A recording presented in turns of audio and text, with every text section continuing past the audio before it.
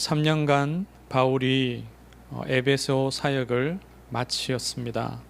3년의 그 사역을 마친 후에 마게도냐와 아가야 지역의 교회들을 바울이 돌아보았습니다.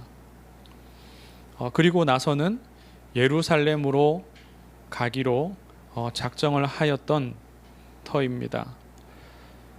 헬라 곧 아가야에서 예루살렘으로 가는 배를 타려고 했습니다. 그런데 유대인들에 의한 살해 위협이 있어서 배로 곧장 예루살렘까지 가는 그 길을 포기했습니다. 그리고 대신 마게도냐를 거쳐서 또 아시아를 통해서 육로로 돌아가기로 계획을 바꾸었습니다.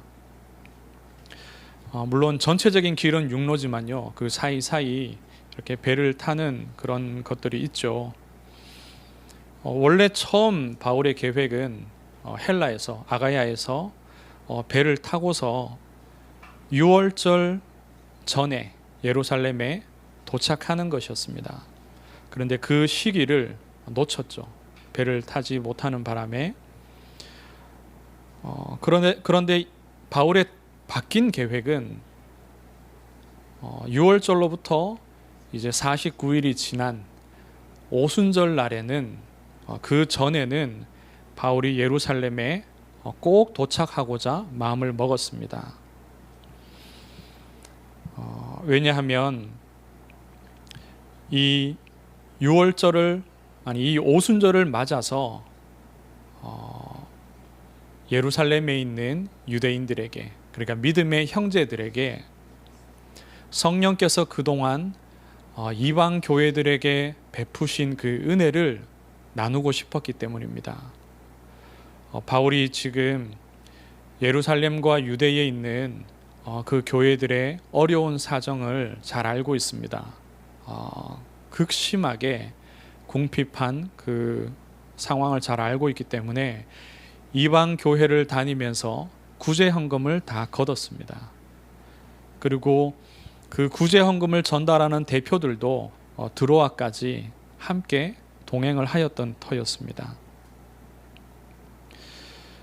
그래서 하나님께서 이 은혜의 복음을 그 이방 교회들에게 주셔서 그들이 잘 믿음 안에서 성장하고 또 예루살렘에 있는 여러 형제들의 그런 중보 속에 이들이 잘 성장하였다. 그리고 이들에게 있어서 모교회가 되는 이 예루살렘 교회를 돌아보며 그들이 기도하며 이렇게 헌금을 모았노라, 이걸 포럼하고 싶은 겁니다. 그래서 이방 선교가 참으로 성령의 역사 속에서 이렇게 펼쳐져 온 내용들을 나누며 이것이 얼마나 당연한 일인지, 성령이 말씀하셨던 그 말씀대로 어떻게 실제적으로 이루어졌는지를 말하고 싶은 겁니다. 그래서 오순절 전에는 반드시 도착하려고 지금 계획을 세운 겁니다. 그런데 바울이 육로를 택한 이후에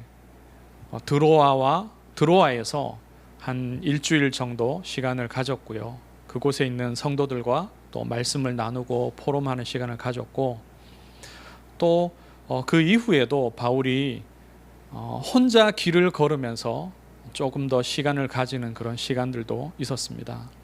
어쨌든 이런 여러 어떤 말씀의 사역과 또 하나님 앞에서 기도하는 그 일 때문에 일정이 조금 지체가 되었어요. 지체가 되어서 여기 보면은 밀레도라는 곳에 현재 이르러 있습니다. 지금 이 본문이 밀레도라는 도시에서 일어난 일입니다.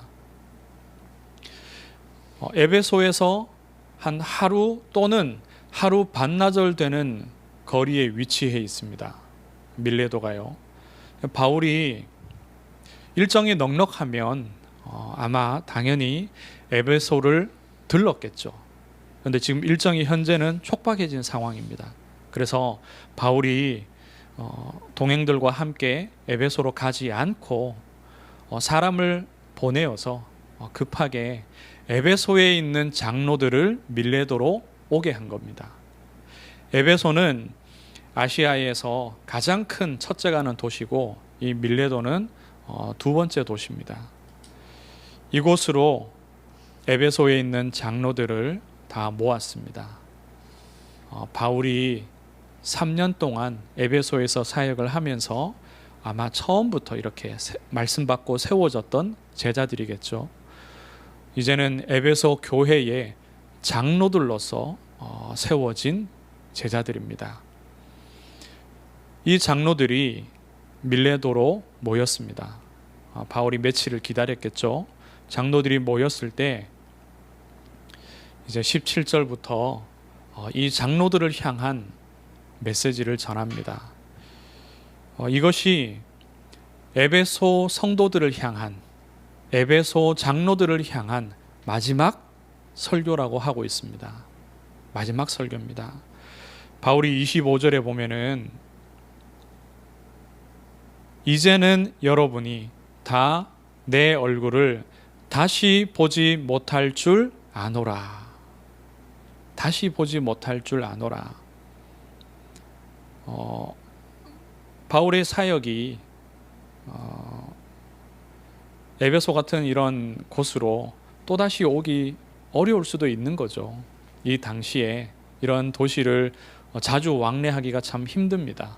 또 바울이 가야 할 곳도 많기에, 그리고 바울의 마음에는 로마도 가야 하고 또 그 이후에 서바나까지 선교해야 될 그런 복음의 불모지를 향한 선교의 중심들이 있기 때문에 또 언제 오겠냐, 그런 마음도 있을 것이고요. 그리고 바울에게 하나님께서 에베소에서 당할 일들을 또 말씀을 해주시는 거죠. 바울이 말합니다. 구체적으로 내가 에베소에서, 아니 예루살렘에서 어떤 일을 당할지는 알지 못한다. 그러나 성령께서 각 성마다 가는 곳마다 나에게 결박과 환난이 기다리고 있다는 사실을 이미 말씀해 주셨다. 바울이 이것을 알고 있습니다. 바울이 그럼에도 불구하고 예루살렘으로 가는 것이고요. 결박과 환난을 인하여서 다시 에베소에 오기가 어렵다는 것도 바울이 인지하고 있는 겁니다. 그래서 그런 부분을 이야기를 한 거죠. 바울이 22절에 밝힙니다. 나는 성령에 매여 예루살렘으로 가는데 거기서 무슨 일을 당할는지 알지 못하노라. 하나님께서 바울을 유대인과 헬라인과 또 왕들 앞에 세우시는 이방의 그릇으로 쓰기로 말씀을 주셨습니다. 바울에게요. 그리고 사도행전 9장 16절 그 말씀 이후에 곧이어서 무엇라 말씀하셨냐 하면은 그가 내 이름을 위하여 얼마나 고난을 받아야 할 것을 내가 그에게 보이리라 하시니. 성령께서요 바울로 하여금 얼마나 많은 고난을 받아야 할지를 알게 하셨습니다. 각 성마다 그가 결박받고 환난당해야 할 것을 말씀해 주신 거예요. 그런데 바울은요 상관하지 않았습니다. 24절에 보니까 생명조차 조금도 귀한 것으로 여기지 아니하노라. 결박과 환난이 기다리고 있는데도요. 그런데 나는 생명도 귀하게 여기지 않는다. 이것이 성령의 매인 자의 중심입니다. 하나님이 우리에게 말씀하시는 바 첫째가요, 먼저 하나님의 은혜 속으로 들어가라. 하나님의 은혜 속으로. 성령께서 바울을 매셨습니다.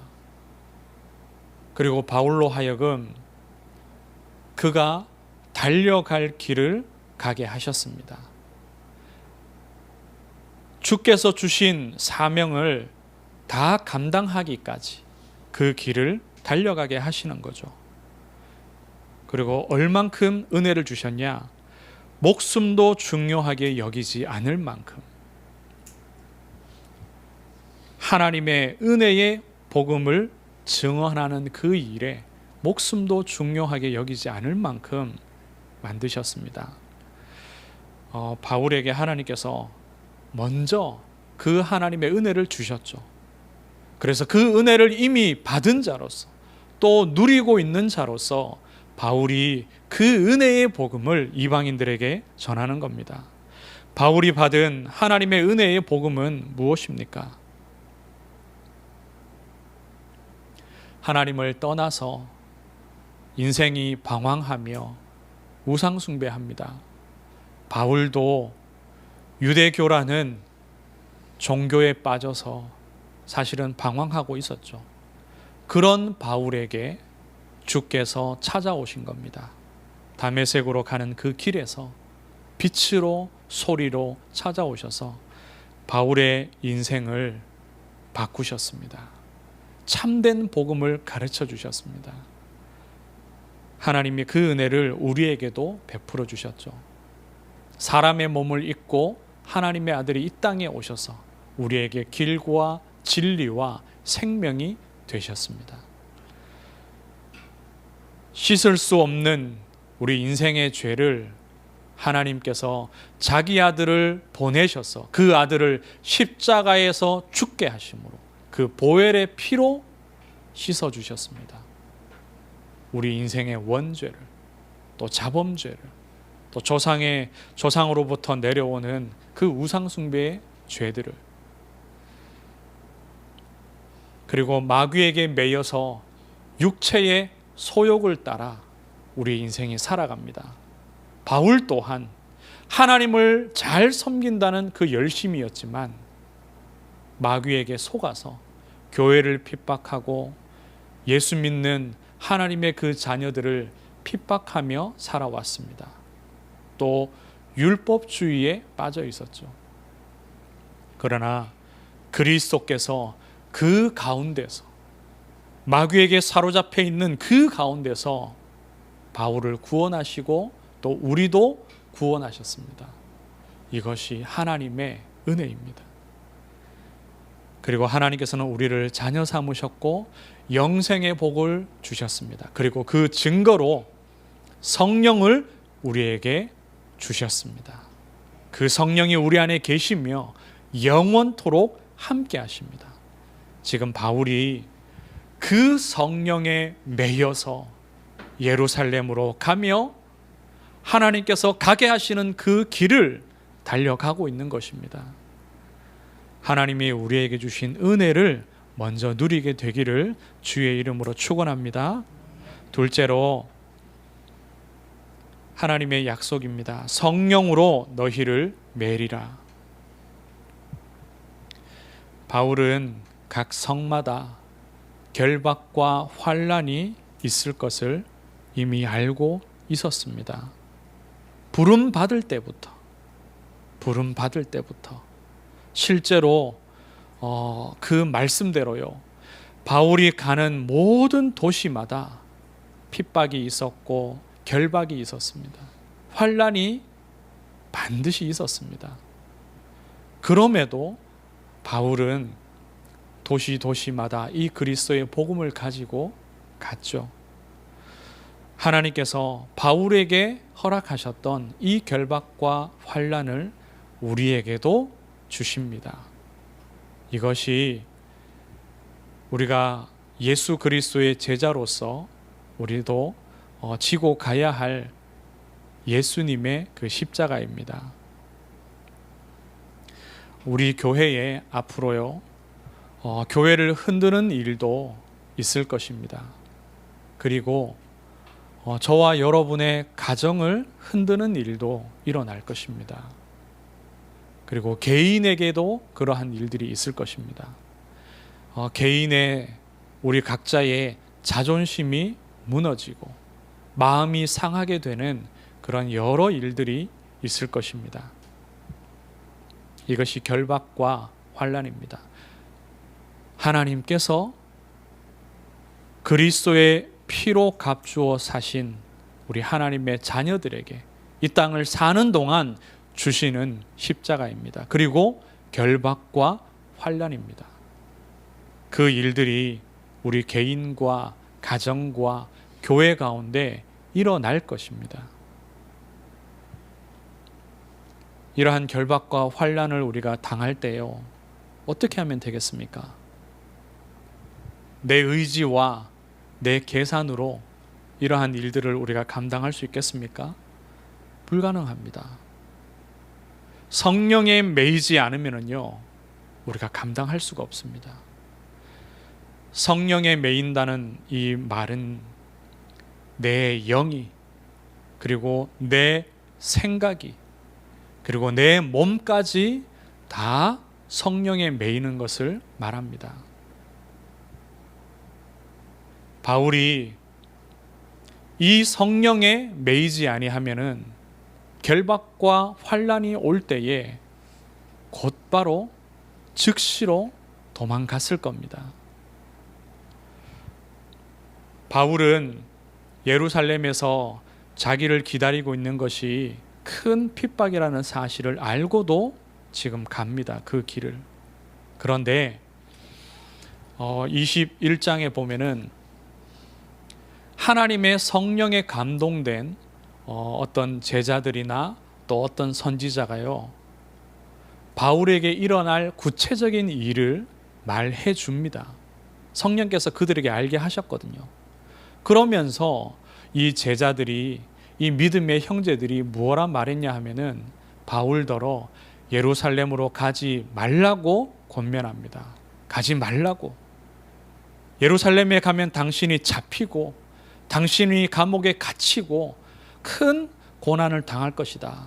그러니 가지 말아라. 같은 성령이 감동을 주셔서 알게 하셨지만은요, 바울은 갑니다. 왜냐하면 성령이 그것을 원하시기 때문에. 성령이 정말로 원하는 것은 바울이 예루살렘에서 고난받고 그 고난의 결과 로마로 압송되어지고 예루살렘에서도 복음을 증언하고 공회에서요, 로마에서도 공회에서 복음을 증언하며 가이사 앞에서, 황제 앞에서도 이 복음을 증언하는 것을 성령께서 원하시는 겁니다. 그리고 서바나까지 바울이 가게 되죠. 서바나에서도 반드시 결박과 환난이 있을 것입니다. 바울이 그 영과 그 생각과 그 몸까지 성령께 매여 있지 아니하면은 문제가 생기고 어려움이 생기고 내 마음이 상하고 내 몸이 상할 때에 다 도망가게 되어 있습니다. 아무리 그 일이 성령의 일이라 할지라도요. 그렇지 않습니까? 그래서 어떻게 해야 되느냐? 오늘 말씀의 결론입니다. 하나님이 바울의 전도의 인생을 통하여서 하셨던 이 일을 언약으로 붙잡고 기도하시기 바랍니다. 성령의 매이기를 기도하시기를 바랍니다. 성령님이여, 우리 교회를 매시고 우리 모든 성도들을 매시옵소서. 저들의 영과 생각과 몸까지 성령께서 다 메어 주옵소서. 그렇지 않으면 우리는 세상에 매이게 됩니다. 내 생각에 매이게 되고, 그리고 결국에는요, 마귀에게 매이게 됩니다. 그래서 사단이 기뻐하는 일 가운데로 갈 수밖에 없는 거죠. 이것은 영적인 싸움이고 그것이 영적인 원리이기 때문에 그렇습니다. 주의 은혜를 따라 성령의 매이시기를 주의 이름으로 축원합니다. 하나님, 은혜를 감사합니다. 우리 교회에 주실 하나님의 은혜와 하나님의 약속을 감사합니다. 성령의 매이기를 소원합니다. 약속을 붙잡고 기도 속으로 들어가게 하옵소서. 우리에게 기도의 영 또한 부어주시고 하나님의 말씀 성취의 응답을 두고두고 누리게 하여 주옵소서. 살아계신 예수 그리스도의 이름으로 기도드리옵나이다. 아멘.